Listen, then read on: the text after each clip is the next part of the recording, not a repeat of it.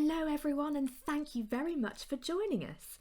My name is Anjana Chauhan and I'm delighted to be with you and to be talking to some of the team behind Romeo and Juliet, the National Theatre's original feature film, which was filmed over 17 days in the backstage spaces of the theatre in December of 2020 during the COVID-19 pandemic. It's my very great pleasure to introduce the play's director, Simon Godwin, its adapter for the screen, Emily Burns, and the film's designer, Sutra Gilmore. So may I begin with congratulating you all on such a fantastic film. It really is superb. How did this come about? Well, Romeo and Juliet was a production that I was going to direct on the stage of the Olivier last summer, and Emily was adapting and Sutra was designing. So we were all signed up, ready to go. And then a few months before the production was due to happen, of course, it was cancelled due to COVID. So the question was, how could we keep something from that experiment alive still? And David Sable, who is a producer that worked at the National Theatre and was one of the people that came up with the idea of NT Live, and Rufus Norris, the artistic director of the National Theatre, had an idea about trying to take what we had and to push it on film in some form. And then we all got together, Emily, Sutra and I, and Jessie Buckley and Josh O'Connor and Fizeh Akanadi, who had all been cast already. And we talked about what form this film could take. And gradually we began to work out this idea of combining a kind of arrival on the stage, on a bare stage in the actors, as it were, own clothes, and then gradually that giving way to a more cinematic language. Fantastic. Thank you, Simon. And then Emily, where does one begin with translating this theatrical language into the language of screen? Yeah, I suppose the biggest thing that we were aware of was in putting something that was going to be created for film, and the parameters of this remained the parameters of theatre. We couldn't go to Verona to film it. We couldn't have 200 townspeople running into the centre of a Veronese square at the time of a fight. And so a lot of the initial conversations and a lot of the effort was put into going, how do we make sure that the way that we all are used to working with theatrical language, how do we make that part of the language of film? How do we take a viewer of a film on the same imaginative and active journey as they might in the theatre, where they know that you don't need to be in Egypt to see Egypt? How do we do that for film? And so that was those were the initial points, was going, what are the big challenges going to be, and how do we maintain a theatrical language that's going to translate onto film?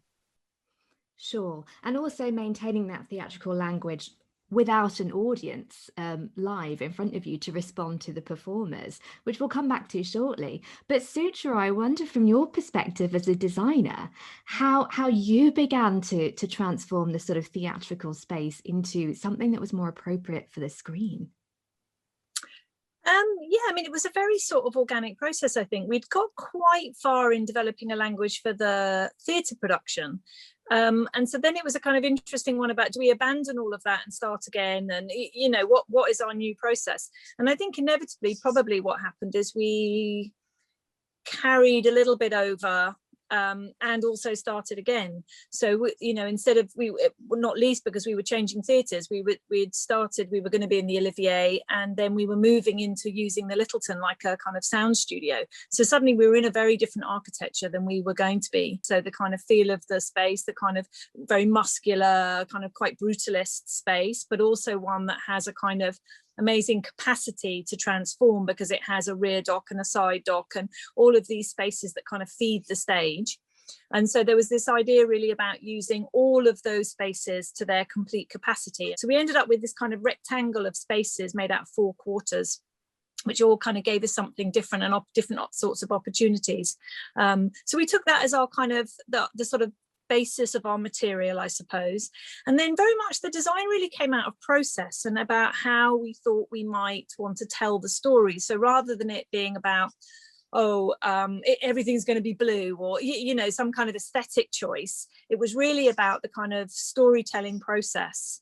And therefore, and really ended up being about this, Simon sort of referred to, this beginning in something that felt quite raw and quite rehearsal-like and quite sort of exploratory, and traveling through the film create, you know, towards a language that felt perhaps more cinematic, more complete, a more finished image, and playing with both of those against each other, and kind of which one is real, what's artificial, what's, you know, what has a kind of honesty and an integrity, and delivering all of that through, I think, a sort of combination of languages, both a theatrical language, you'll see in the film lots of things that are clearly theatre machinery, but also a more cinematic language where you can make contained spaces, which you can't ever do in theatre. You need to leave one side at least exposed to the audience. But on film, you obviously can make complete spaces. And so there was a kind of lovely conversation between the theatre language and the kind of more filmic language. So it was a real opportunity to sort of explore how our theatrical language might make something filmic and cinematic. And I think over both the rehearsal period, the preparation period, and the filming itself, we kept exploring that. We kept changing, we kept learning, we kept discovering how more we could use the space, and sometimes having quite a filmic space but suddenly exposing it in quite a theatrical way. So we went backwards as much as we went forwards, I think, in that language. And then there was another layer of being able to do that in the edits. So it was a kind of ever-moving design process, and as I say, very much about charting the kind of structural process that we were going through, as much as it was embedding some kind of aesthetic on the film. And actually thinking about the sort of process leads me to ask about the sort of interpretive and editorial choices that were made, because these all feed together really nicely. And Simon, I was curious about the edits that you made to the text, because the film is 90 minutes. And Shakespeare is often sort of 3 hours plus. So there's quite a significant amount that you've taken out. And I think in a nutshell, what I shared with Emily was the constraints of the screen were that we had 17 days, as you said, to film it. So there was a need to be compressed, a need to distill, and a feeling that we were dealing with an audience that in many cases would know the play very well, but in many cases wouldn't know the play. And so this was a kind of opportunity to welcome new audiences to the play, and therefore to create a much punchier, visceral, and compressed version of it than we would have seen on the stage. Although, of course, in the prologue, the line, the 2 hours traffic of our stage, says Shakespeare. So by 90 minutes, we're not far off Shakespeare's great wish for all the length. We knew that we would want to keep it to quite a small company size because of the I said partly because the fewer people you bring into the room, the safer you're going to be over the duration of the rehearsal and the filming. And obviously in theatre, we're used to seeing people play multiple roles. Who they might pop up here as this person, then as here as this person, whereas that doesn't feel like a part of film language. So there was a necessity to lose people in that sense already, which cuts a lot of the material down immediately. And then you're always making decisions about what elements of the story to prioritize, because as we know from working with Shakespeare lots, you know, there's the reason that we return to him so often is because his plays contain so much, and when restricted to 90 minutes, you have to sort of choose a through line. I think also it's fair to say that a real challenge with Shakespeare often is linguistic comedy, because language has changed so much over 400 years. I mean, now we know from, the evolution of memes that comedy changes on a sort of fortnightly basis, but there's lots of very rich linguistic comedy, which frankly is impenetrable. Even if you have a sort of PhD in Romeo and Juliet, I don't think you're actually genuinely enjoying the 3 meanings of the word collar that the men pun on at the beginning of the play. It's not serving the same purpose it was for Shakespeare for our audience now. So that's part of the editorial process. But then I think also it's about trying to make sure that you are serving not only the story, but also the audience. They've come to see Romeo and Juliet. I think a surprise often actually when you come to see the play is how little time they actually spend together in the play. You imagine that you're going to see hours and hours of them languishing in each other's arms, and in reality they have 4 short meetings in the play, and that's it. And so once you've decided that's the bedrock of what you're doing, how do you shape the rest of the text around that so that we see everything we want to of those lovers and understand enough of their story to feel excited by the journey they go on. But the compression of time into 90 minutes, the compression of time in the story as well, were the sort of the real guiding principles.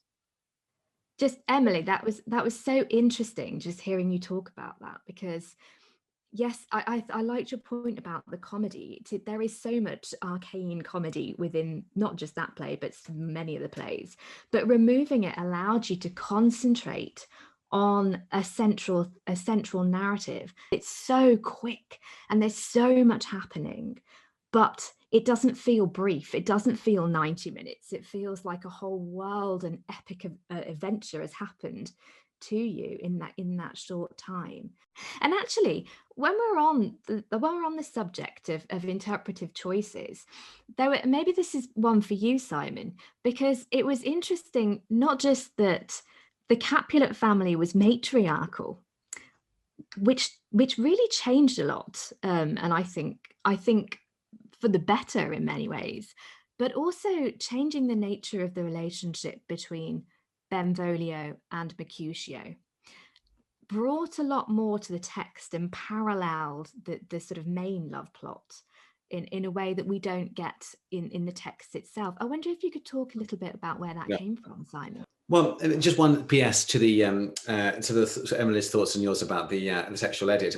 One thing that was interesting for me about film and theatre, learning about how film is different from theatre, is that Emily and I were conscious that we cut down the scenes a great deal from their original form, and yet a lot of the people that were from the film world that were working with us kept saying to me, "Oh, there's so much dialogue, there's so much talking," and I said, "Well, I mean, we've done it. I mean, try seeing this on stage." I mean, so there is something intrinsically pro picture as opposed to language in this world of the screen, I've discovered. And in some cases, Emily and I had to, in fact, cut scenes down even more, because there's just such a longing for the story to be told visually. Whereas the theatre was all about language in a way. And I think that, yes, so many kinds of love in the play. Yes, that's right. I think, again, Emily and I were really passionate about wanting to show that there isn't just the love of Romeo and Juliet, there's love of families, however fraught, and introducing this very special relationship between Benvolio and Mercutio, which also came out of our work with the actors, that somehow Fizz's decision to make Mercutio an openly gay character and to therefore allow a gay love affair between him and Benvolio just felt very warm and exciting, and I think in a way also seemed to fit the language. We seem to, with Emily's work on the text, it I hope feels like something a very natural thing rather than something that we've sort of tried to contrive. I don't know whether, Emily, you wanted to say anything to that. I think that's a great way of talking about it, and also how much we our understanding of what fraternal love might be, and how that might manifest itself, and how the narrative of different sexualities are written out of history, and perhaps part of what we try and do now is not write them back in, but see where they might be lying latent, where they might not have been chosen to be expressed, but not because they weren't there, just because it wasn't what an audience at that point in time was going to be receptive to. And so I think that was part of that decision as well. And also, to speak to this point about characters working harder, and this I think is a real trademark of all of Simon's work in Shakespeare, is a real effort to say, how do we make sure that anyone we're going to meet at the beginning of the play, we're going to feel we've seen all the way to the end of it? So there's a curious thing in Romeo and Juliet where Benvolio, after the death of Mercutio, disappears, and a brand new character called Balthazar that we've never met is suddenly the one that's going to Mantua to visit Romeo, having not been introduced as his friend, having not been involved in the fight at any point in time. And so conflating those two characters was an automatic decision, but then trying to make sure that, Shakespeare sort of underserves as messengers. They come in with big information and they leave, and the information rarely means very much to the messenger.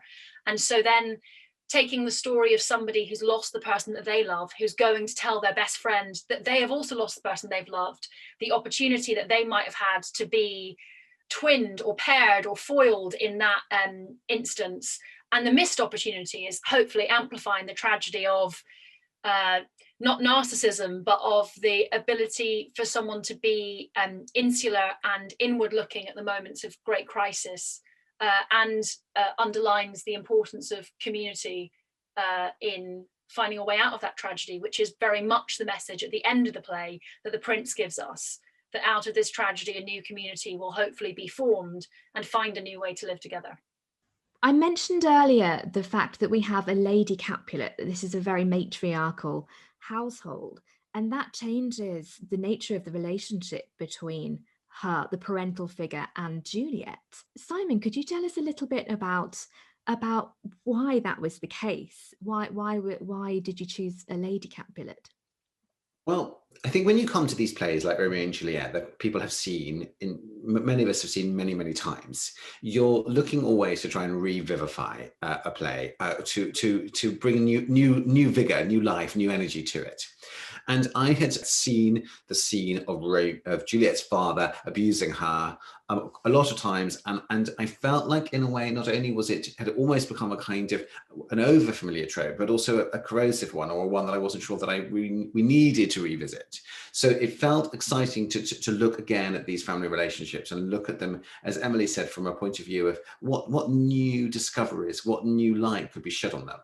And because we had such an amazing actress, Tamsin Greig, playing Lady Capulet, for me it felt exciting to flip and say, well, look, let's give the lines normally given to Lady Capulet to Lord Capulet, and let's give the lines normally given to Lord Capulet to Lady Capulet. And of course, what happens is you have this incredibly arresting, impactful, troubling mother-daughter relationship, which I think also lends into the sense of loneliness from Juliet, that she doesn't have she has a nurse, but of course the nurse in the end changes her position about whether Juliet should marry Paris, and he becomes pro that. So you have a kind of new loneliness and heartbreak at the center between the two females of that family, which felt shocking in a useful way, I think, and perhaps shed new light on the decisions that Juliet takes in the play. It's a wonderful subversion of expectations, not just of the play itself, but of that scene, because it's performed so calmly, it's so passive aggressive, and it's probably very recognizable as a mother-daughter relationship for many people in the audience. Sutra, I just want to come to you for your thoughts about design here, because I noticed that the palettes across all of the characters had a sort of a consistency, and there was a sort of echoing between that beautiful green turquoise colour that Lady Capulet and Juliet were wearing, and with their sort of textures and knits at the beginning of the film that changed throughout. Was there a conscious effort to have that echo in the costuming between them? So we had this really interesting costume experience where we were obviously making the film within quite restrictive times in terms of how one might do things. So we were in the November lockdown, so we couldn't go shopping, for example.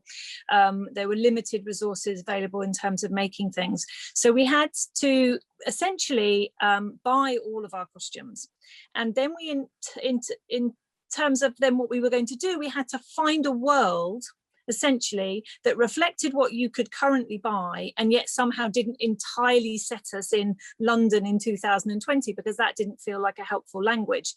So I was looking for things all the time that gave us kind of other echoes, in a sense, and gave us a kind of perhaps a more kind of classic palette or something, so we could allow us to be in many times probably like now, but also perhaps further back in the 20th century. And also I think looking at contemporary clothing in a way that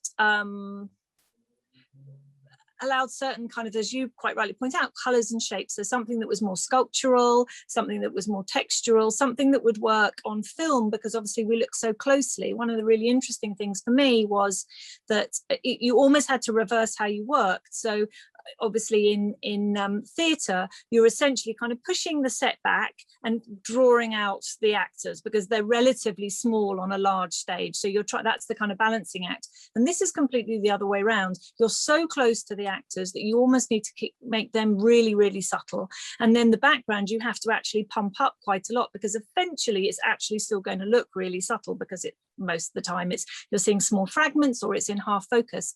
And there was a kind of palette that was slightly available bizarrely in the autumn, which were these slightly off, muddy colors that weren't quite colors. You know, we talked about wanting color in the film, but they're olive greens, they're dusty pinks, they're, you know, it's these kinds of colors. They're not strong.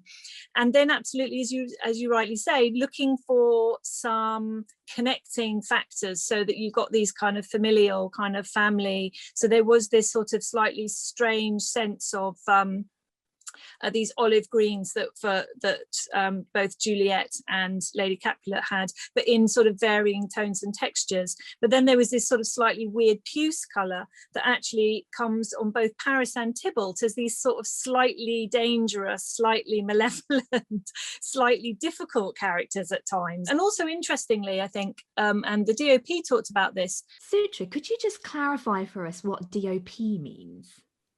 Director of photography, who was our wonderful Tim Siddell. Normally, of course, in film, you would have a separate set and costume designer. And this was a really brilliant opportunity to be able to have both of those things speak to each other at the same time, which kind of created a kind of one holistic, I suppose, kind of color palette through walls, floors, jumpers, shoes, socks, etc., etc. So there was a kind of a harmonious quality to that. So absolutely, everything was really tailored and really carefully considered, but within really strict practical parameters of a limited budget and limited opportunity to find the thing that you're looking for at a time when essentially shops were shut and you know, there wasn't the access to the kinds of resources that one might normally have, perhaps. Well, it's fascinating hearing you talk about that, Sutra, because actually the film itself almost sort of unconsciously recreates the experience of being locked down. And of course, while you were filming, London was in tier 4 at the time, and you were still able to continue making the film, telling this story. Throughout the process, did it feel as though the COVID-19 situation had infiltrated into the play, into the world of Verona that you had created, for any of you? Yes, I mean, I think I think we would all say, I mean, I think I can speak for Sutra and Emily, but obviously they'll speak for themselves in a second about how that it was strongly present for us. And I think that it was present for us in terms of the challenges that Sutra describes in terms of sourcing the costumes. It was challenging in terms of having, as Emily has touched on, a smaller company. And it touched on the practical thing of there needing to be testing 2 or 3 times a week. Actors were living in bubbles, and there was a particularly strong relationship to touch, because touch was still essentially dangerous, which is of course the case in Shakespeare's play, that touch is lethal. So there we were able to do the more intimate scenes of embracing or fighting pretty much straight after the COVID test. So you'd come in the morning and there'd be a few hours after you'd had your result, the negative result, which was deemed to be the most safe, to do and rehearse those scenes. So we had to rehearse and schedule the rehearsals very sensitively and the filming schedule as according to when people were at an optimum place to take, as it were, maximum risk. But the obstacle is the way, as somebody wise once said, and I feel that was very accurate across all departments. Obviously, something in the play that we choose that is lost in the cut is the mention of the plague that shuts the second friar that we don't meet until the last 20 minutes out from Mantua. And that was whether or not to acknowledge what was happening in the outside world in the adaptation or the production, and what role the plague that is actually present in the play as a whole might play in this adaptation was definitely thought about in great detail. I remember a point, in fact, I remember my last conversation with Simon before the actual March lockdown about the forthcoming summer production, us going, well, we need to do the whole thing about the plague because it will be just after COVID's over, and in reality it's gone on for much longer than anyone expected and so on. But I think that what Simon speaks really brilliantly to there is the idea that the effect of the context of production finds its ways into the play in far more delicate ways than someone wearing a surgical mask at some point in time, or us assuming everyone will know what a curfew now means. And and as he says, perhaps the best, not the best, but some of the best 14 known lines in all of Shakespeare are about 2 people talking about the idea that their hands are making contact, and that then they're going to go on to have their lips make contact. And when you're actually rehearsing that in a way where you're rehearsing it on Tuesday afternoon, 2 meters away from each other, and then coming in on Wednesday morning, having a test, sitting at opposite side of the room, having someone come in and say your test is negative, and then going, oh my gosh, we're going to touch, does charge everything. And I think, to go back to the point about the matriarchal Capulet family and the relationships in that family, it also meant that casual touch didn't find its way into the play at any point in time. It was always conscious. So you don't have a physical relationship between the family that evolves because everyone's going, well, what do I think a family is? They're close, we'll be close to each other. All of that becomes incredibly charged. So yes, it much like the virus, finds its way into everything. And I think there's also, like, interestingly, you can see that we made the entire thing inside. And so there's something about being, locked inside this physical building, which essentially has no doors or windows. So in a sense, it was like the Uber version of being locked up. We were locked up together. And you can really feel that. You can feel that in the film. There's no way out. All the walls are very present. Shutters come down, things close on you. There's a claustrophobia that we talked about a lot in terms of the sort of not just the adaptation, but the look of the film, the kind of dynamics within the space, how we used the space. It was all about this kind of tight, claustrophobic shutting, lack of air, lack of windows. And I think that's the experience, we've all had in different ways over this past year, of not being able to be free to go where we want to go. And that inevitably became part of the sort of aesthetic of the film. And I think the other thing where it feels quite interesting to me is exactly the sense that we were very clear we didn't want to put masks into the film, and yet of course there are some very famous masks in the film. And so I think there's this sort of sense about what a mask means and what that obliterates, and all of those things that we have a different relationship with now, having spent much of our year wearing them. And the reveal of a mask, the taking off, all of those things, that being able to share one's expressions without them. And so again, I think that has a charge. And for me, there's a moment in the film where Mercutio takes the masks out of the cage, and it's almost like it sort of creates a new tension in the film, a new kind of version of danger in the film. And I think that's really interesting. So for me, those are two places where implicitly rather than explicitly, there's a sense of the fact that this was made in these circumstances. And I think this emphasis on the fact that COVID plague is present without it needing to be signposted is very important. And I think is part of what you've managed to create within the film, is that sense of people shut up, shut in. There's an absence of natural light, as you mentioned, Sutra.